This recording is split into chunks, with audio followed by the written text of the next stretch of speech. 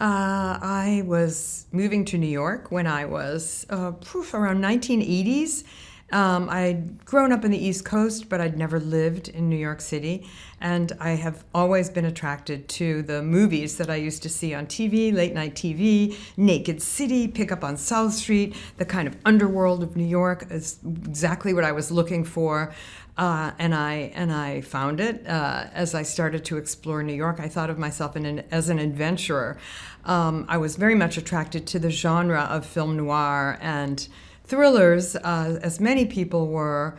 And I thought about the female characters who were more interesting to me. They had a kind of dangerous sexuality, an unrestrained sense of sexuality, and I was embodying that, as I explored New York City late at night, the underground. And also, Hitchcock was an enormous influence, a masterclass in filmmaking. Although when I first saw Hitchcock, I didn't know that, but you absorb it. And certainly the way obsession plays in his films, Vertigo was one of the films that really stayed with me, as did many of his films, Rear Window, Psycho. And it was the circulation of those ideas about New York. And I started to think about what movie I would make next. I had been at the Berlin Film Festival, and I had another film before called Empty Suitcases, which is quite an interesting film, and it sort of plays with narrative in a way that Variety goes beyond. And the producers from ZDF, which is an incredible supportive television, a part of ZDF Television, and had supported the new German filmmakers like Fassbinder and Herzog and Wenders, were now interested in independent filmmakers in New York. And I met Brigitte Kramer, who came up to me after a screening and said, "We loved your film. What would you like to do next?" A question that just completely made me like, oh my God, I don't know. And I didn't know. I was just so happy to be in Berlin, be at the festival. I remember just meeting so many people. And I came back to New York City, wandering around. There was one show coming up at Artist Space, because we don't have any money in the United States that really goes to the arts. But there was $75 in a show at Artist Space, and it was called Emergency. My future husband was putting it together. And in this emergency show, it was, what's the emergency? We've lost all our funding. So you had to address something. $75 in my pocket. I said, let's shoot in Super 8. I grabbed the Super 8 camera, and as I was wandering, I discovered Variety, the theater that I couldn't stop looking at. It drew me, the gorgeous neon colors, red and green and blue, primaries. I didn't know at first, I just saw it. I said, oh my God, I love that theater. It had a freestanding booth. And seeing that freestanding booth and the theater, I got closer, I saw the posters, and I was delighted to find out that, in fact, it was a porn theater, which interested me even more, as the idea of sexuality has always been of interest to me. And it was that booth, the fact that I could put my character inside the booth, and she would be both seen but seeing, so that the sense of an exchange of looking and being looked at was the condition of cinema. And I thought, my character is going to work in the booth at a porn theater, and that was the beginning of Variety. And of course, a lot of other things circulating. The Moment in Time, Laura Mulvey's essay, Visual Pleasure and Narrative Cinema, debates amongst women, women against pornography, which was a kind of moralism and censorship. So there are other things, but sort of that moment that I just described is the moment. You never know, when do you have the exact idea?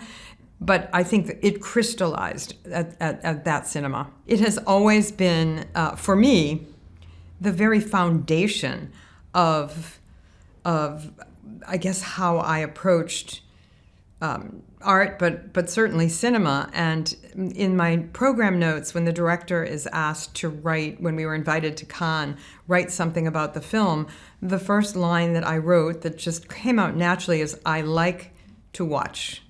I'm attracted to the cinema particularly because it has a kind of secret condition of watching. When you go into a dark theater, the lights dim, and while you're sitting together in a crowd and you can feel the crowd, you're also alone in the dark.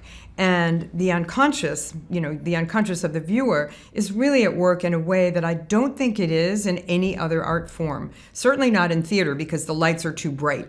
And also there's images enlarged on the screen that pulsate in film, 24 frames per second. It's enticing. It's seductive. The very condition of narrative itself is about desire. And so I think that looking is so fundamental to the cinematic experience. You can't have it without. From the very first moment that the Lumiere brothers had the train coming towards the screen, an experience that no one had ever had. It's fascinating, and it does tap into the unconscious in a way that you suspend everyday reality, and you're allowed to sort of be in one place and then another without explaining, as in a dream.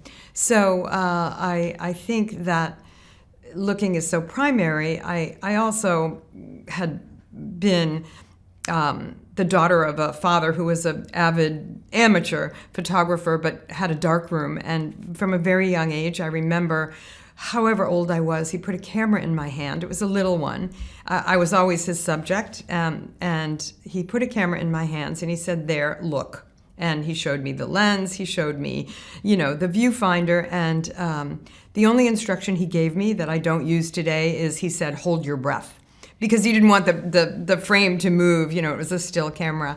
But he really sort of made me see, and, I think I carried that with me to a certain extent. I think for all of my films, they start with location as character, that the experiences of the characters come from the place. The garish nighttime look of Times Square at night is enticing, and it's more than just a place. It really sets up the story, as does the backdrop in Yankee Stadium. It was so bright and beautiful at Yankee Stadium when you go to the baseball game that it actually looked to me like it wasn't real. The green of the grass, the night, the lights, it looked like a backdrop. It looked like a backdrop in a Hitchcock movie in which the backdrop is really like North by Northwest. I mean, there's no crop dusting plane coming there, but it just enticing again. And then the discovery of the fish market really blew me away. I didn't know it existed. And one night I was coming home, the cab driver got lost, dropped me off on the corner of South Street, and there before me, the brightest, most incredible sight of all men buying and selling fish. It was 3, 4 in the morning. They were just beginning. And there was a little coffee shop where they hung out, and I just was so interested in these worlds and what these worlds had to say about Christine, my character, so transgressing, usurping the position of the male spaces. She transgresses. She goes across the line. She enters those spaces, something that I did. So I really liked that idea of place that actually tells you a lot about character. And a lot of people think, how do you start a film? Usually it's place. If I think about, for example, my last film, The Drowning, based on a book by Pat Barker, an incredible British author, it was written to be London, but I shot in Connecticut, and it was about the piercing of water. The very first scene is a man who saves another man from drowning. And again, it was that, the river, the place, the surface, and variety as well. I mean, when I look across the work that I've done, the sense of water is, and breaking the water, luminous motion, she dives in. That idea, like Christine in the beginning, that's not just a swimming pool for me. That's the entrance into the taboo. Do I say it so consciously to myself? Maybe not necessarily, but I know that I'm interested in breaking surfaces and crossing borders and piercing, getting to the other side of that mirror and not just being on the surface. Sandy was a friend. I had when I moved to New York, one of the first things I did was join the Collective for Living Cinema. It was a cinema founded by students of film from one of the New York schools. Their teacher was Ken Jacobs, who was an amazing avant-garde experimental filmmaker. And they just said, we're just going to make our own cinema. It was in Tribeca. Nobody lived in Tribeca. I did. The woman who ran it, Renee Shafransky, later became the producer of Variety, but she was the programmer. She invited me in. She said, we want you to be part of this collective. And it was, again, it was in Tribeca, and we started, Renee had always been the programmer, and we would all give ideas. And I had seen in Edinburgh at the festival, I had seen a movie by Jonathan Demme called Caged Heat, which I still watch, is an incredible film that he did when he was working with Roger Corman, the great Roger Corman. And this festival always found films that had not been seen by masses. And for me, it was an incredible discovery. So I said to Renee, let's show this crazy movie, Caged Heat. Women, sexy women escape from prison. Come on, this is great. She said, oh, Jonathan Demme, I think I know somebody who knows him. And so we said, let's see if we can get him. Because we showed avant-garde films, we showed old Hollywood films, we showed horror, we showed everything, and then performances sometimes. So Renee did find Jonathan Demme, and he was living maybe 1.5 blocks away from the collective with Sandy. And there was a loft on Franklin Street. We were on White Street, the next street over. We invited him to come talk. It was incredible, huge crowd, and it was a big loft that we had, with just a lot of really comfy green chairs, but, we didn't have a rigged, it was just a perfect screening situation. And so I met Jonathan, and he became a great supporter of the collective, always helping us, with money and with making a board of directors with us. And so I also met Sandy, and we all became friends. And as I formulated my idea for Christine, Sandy was my Kim Novak. I didn't audition. I met Sandy. I had one other person in mind for the role of Christine, and it was Sarah Driver, who was with Jim Jarmusch, and we were all friends and used to hang out. And Sarah was kind of interested, but not 100%. She's a filmmaker, not an actor, and Sandy was an actor. So went to Sandy, and it was just like that with everybody. I met Luis Guzman on the street. A friend introduced me. I said, oh my God, I love your face. Will you be in my movie? Yeah, sure. I knew Will Patton was introduced to me. He was part of the kind of downtown theater scene. And my cousin, who's an actor who played the priest in Amadeus by Milos Forman, knew Richard Davidson from an off-Broadway play. So it was kind of like that. It was beautiful. It was so natural, just putting people together like that. It's not so easy today, even with your friends. There's sort of hierarchies, but in those days, it seemed like no holes barred, no real rules. And if there were rules, people like me were interested in breaking them, and we didn't care much for institutions. So it just opened up a space for a lot of experimentation and a lot of crossover. And it was free to do what you wanted to do, not worrying about who was the marketplace and who was in it and what other people thought. It was just make what you want. And in a way, I think my filmmaker friends and I, and other artists and musicians, people were making things for each other, almost in a way, a conversation and dialogue, and not so much for an institution or a marketplace. And we loved festivals because we met people from other countries and other filmmakers, which was fascinating. And we got to go to places, but it wasn't because we wanted to sell or buy or anything like that. It was just the pure pleasure of making something that you love. I think for me, color has always been a driving force.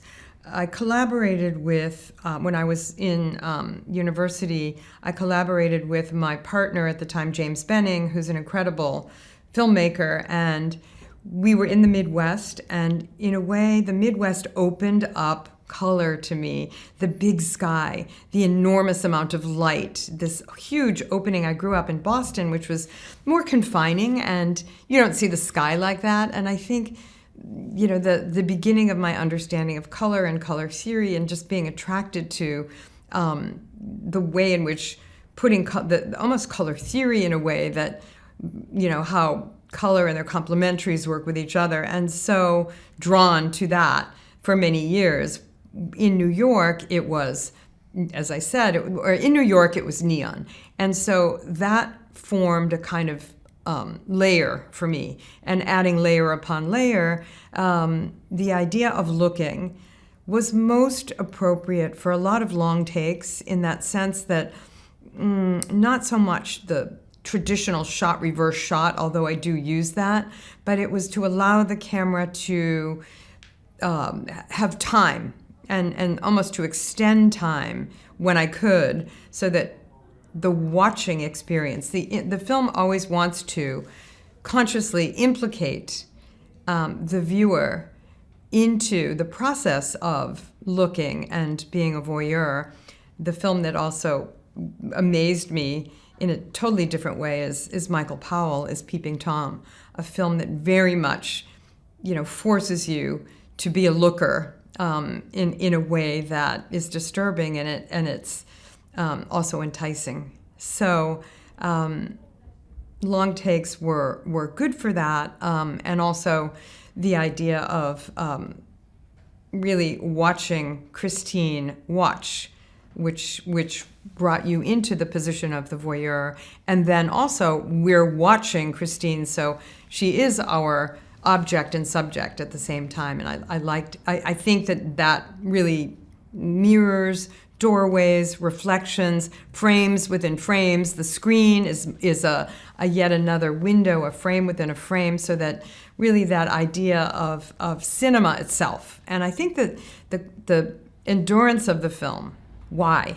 That question that I'm asked a lot, why is variety still so attractive, enticing? Why is it, even now, so many years later, is because it is a film about cinema itself, the pleasure in looking. And I think that's what keeps it circulating. And while it never has stopped being shown since I made it in the 80s, it has gained momentum like a rolling stone that keeps gathering moss. And I don't know, do you think it's that people caught up to me and that I saw something that it took a while for people to get to? I don't know. I was just doing what was my own, sort of my own obsession, that idea of actually taking the challenge from Laura Mulvey, in which, in conventional narrative, the posing of the question of the pleasure in cinema comes from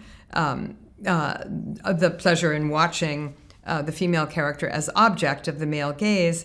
And I said, well, what if instead of being the object, she was the subject? How could I turn that around? That idea of disrupting, as I said, and transgressing, that interested me. So turning that around was a kind of challenge or question, and it's a question that we still have in cinema. It's interesting. While it was kind of a phenomenon back then, I think people didn't quite know how to watch it. It was invited to many festivals and, of course, premiered at Cannes. And it was beloved, and also there were people who just didn't get it. And I was, it wasn't always easy. Even my friends, I would sometimes have a screening, and then I'd be in the bathroom and I'd hear, people saying, well, I don't know, what do you think? What do you think? It's just, that it didn't conform in a way to anything. And that made me happy.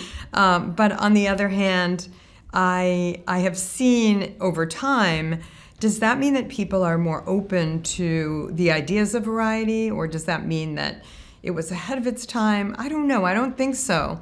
It was received, but slowly. People had to think about it and come to it.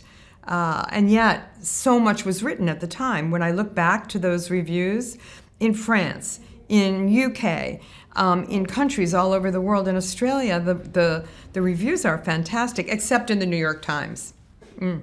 And somebody in the Village Voice actually approached me many years later, I won't say who, And he wrote a stupid review.